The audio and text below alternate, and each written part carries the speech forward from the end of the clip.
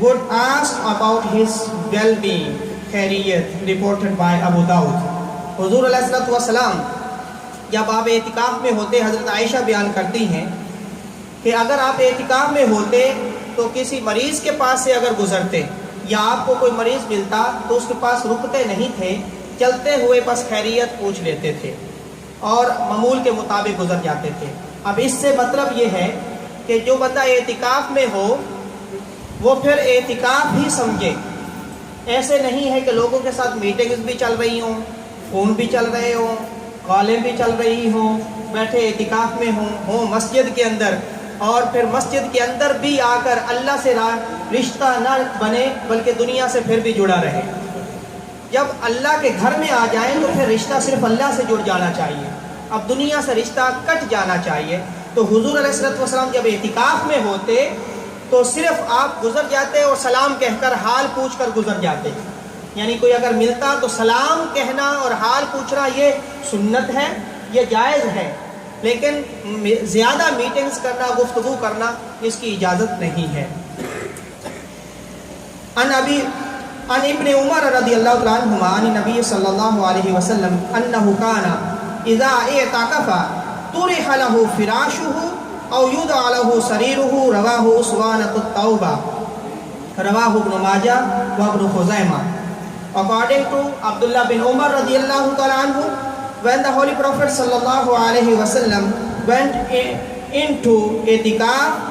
his mattress was spread out for him, or his couch was placed behind the column of repentance, reported by Ibn Majah and Ibn Khuzaimah۔ حضرت عبداللہ بن عمر رضی اللہ عنہ بیان کرتے ہیں کہ حضور علیہ السلام جب اعتکاف فرمانا ہوتا تو ان کے اعتکاف کے لیے مسجد نبوی، اللہ نے جن کو موقع دیا ہے انہوں نے زیارت کی ہے، تو مختلف کالم ہیں، وہاں پر ستون بنے ہوئے ہیں، جیسے یہ ستون ہے اس طرح، یعنی بڑے وہ ستون ہیں، وہاں پہ کالم ہیں، تو ان کالمز کے مختلف نام ہیں، ان ستونوں کے مختلف نام ہیں۔ ایک ستون کا نام ہے اسوانۃ التوبہ، کالم آف ریپینٹنس، توبہ والا ستون، اس کا ایک نام ہے۔ تو حضور علیہ السلام ہر سال اس کالم کے قریب اعتکاف فرمایا کرتے تھے، اور صحابہ کرام آپ کے لیے وہاں پہ میٹرس لگا دیتے، یا آپ کا بستر جو ہے اس کے قریب، جیسا کہ اعتکاف میں ہوتا ہے اور ایک پردہ لگایا جاتا ہے، تو اس کالم کے ساتھ اس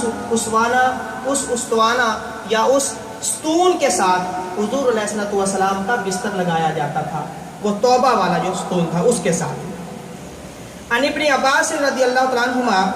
ان رسول اللہ صلی اللہ علیہ وسلم قال فی المعتکف هو یعتکف الذنوب ویجری له من الحسنات کعامل الحسنات كلها، رواہ ابن ماجہ۔ According to Abdullah bin Abbas رضی اللہ تعالی عنہ, Allah's Messenger sallallahu alaihi wasallam said about the mu'takif, secluded devotee, he isolates sins and such good deeds are entered in his record as are recorded for the performance of the good deeds, reported by Ibn Majah۔ بہت پیاری حدیث، حضور علیہ السلام کا ارشاد، حضرت عبداللہ بن عباس بیان کرتے ہیں کہ جو بندہ اعتکاف میں بیٹھ گیا، حقیقت میں اس نے گناہوں سے کنارہ کش کر لیا، وہ گناہوں سے دور ہو گیا، وہ گناہوں سے بچ گیا، اس کے اعتکاف نے اس کو گناہوں سے روک لیا، گناہوں سے بچا لیا۔ اعتکاف کا لفظی معنی بھی یہی ہے، اپنے آپ کو روک لینا، اپنے آپ کو گناہوں سے بچا لینا، گناہوں سے دور کر لینا۔ اس نے گناہوں سے دور کر لیا، اور پھر وہ نیکیوں میں اس طرح چل پڑتا ہے کہ جس طرح کوئی بہت زیادہ نیکیاں ساری زندگی میں کرنے والا ہوتا ہے، لیکن اس کے اعتکاف میں اس کے برابر اس کی نیکیاں، کوئی جو ساری زندگی میں نیکیاں کرنے والا ہے لیکن جو اعتکاف کرنے والا ہے اس کی نیکیاں اس کے برابر لکھ دی جاتی ہیں۔ رواہ ابن ماجہ، یعنی ابن ماجہ شریف میں یہ حدیث پاک ہے۔ عن ابن عباس رضی اللہ تعالی عنہ عن نبی صلی اللہ علیہ وسلم قال من اعتکف یوما ابتغاء وجہ اللہ جعل اللہ بینہ و بین النار ثلاث خنادق کل خندق ابعد مما بین الخافقین، رواہ طبرانی باسناد جید۔ حضرت عبداللہ بن عباس رضی اللہ عنہ بیان کرتے ہیں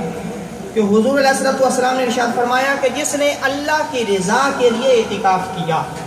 صرف اللہ کی خوشنودی حاصل کرنے کے لیے، دا پلیئر آف اللہ، صرف اللہ کی خوشی کے لیے، صرف اللہ کی خوشنودی کے لیے، اللہ کی رضا کے لیے، اللہ کو خوش کرنے کے لیے جس نے اعتکاف کیا، تو اللہ رب العزت اس بندے کے درمیان اور دوزخ کے درمیان، دا فائر آف ہیل کے درمیان اتنی 3 بڑی خندقیں، وہ 3 بڑی ٹرانچز وہ بنا دی جاتی ہیں، اس کو یعنی دوزخ سے دور کر دیا جاتا ہے، اور 3 اتنی بڑی ہوتی ہیں کہ ان میں سے جو ہر ایک ہے وہ اتنی دور ہوتی ہے جتنا مشرق اور مغرب کے درمیان، ایسٹ اینڈ ویسٹ میں فاصلہ ہے، اتنا فاصلہ اس کو دوزخ سے دور کر دیا جاتا ہے۔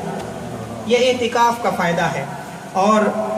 یہ حدیث پاک طبرانی نے روایت کی ہے کہ اس خندق کا اتنا بڑا فائدہ ہوگا، اس اعتکاف کا اتنا بڑا فائدہ ہوگا کہ اس بندے کو دوزخ سے دور کر دیا جاتا ہے، دوزخ سے بچا دیا جاتا ہے۔ وما علینا الا البلاغ۔ اللہ رب العزت ہمیں عمل کرنے کی توفیق عطا فرمائے۔ ابھی اذان ہوگی اور اس کے بعد سنت